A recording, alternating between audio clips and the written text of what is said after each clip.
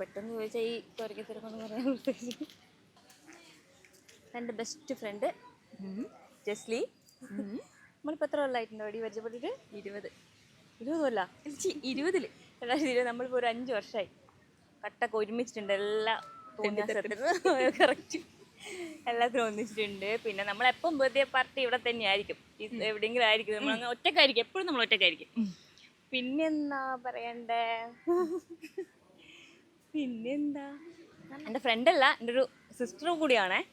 ഫ്രണ്ടിൻ്റെ അതിനേക്കാൾ കൂടുതൽ അനിയത്തിയാണ്. പിന്നെന്നാ എന്നെ കൊണ്ടൊന്നും പറയണ്ട, ഒന്ന് പൊട്ടി പറഞ്ഞു.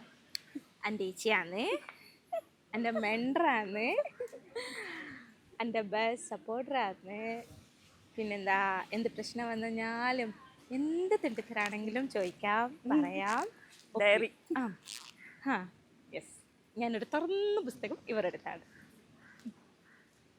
പിന്നെ അടികളുണ്ടാവാറുണ്ട്, സ്വാഭാവികം. രണ്ടടിയിട്ട് പെട്ടെന്ന് തന്നെ സെറ്റാവും.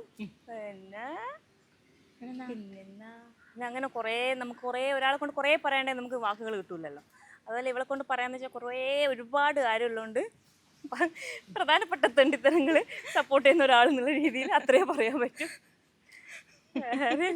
വേറെ നമ്മളെപ്പോൾ ഒന്നിച്ച് തന്നെ ആയിരിക്കും, വീട് അടുത്തടുത്ത് തന്നെയാണ്.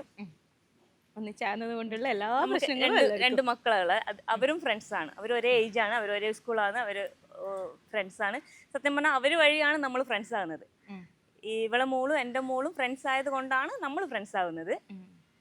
ഇപ്പം അവരെ ഒപ്പം തന്നെ പിന്നെ അങ്ങനെ ഒരുപാട് വർഷം മരണം വരെ കൂടി ഉണ്ടാവണമെന്ന് ആഗ്രഹിക്കുന്ന ഒരു വ്യക്തിയാണ്.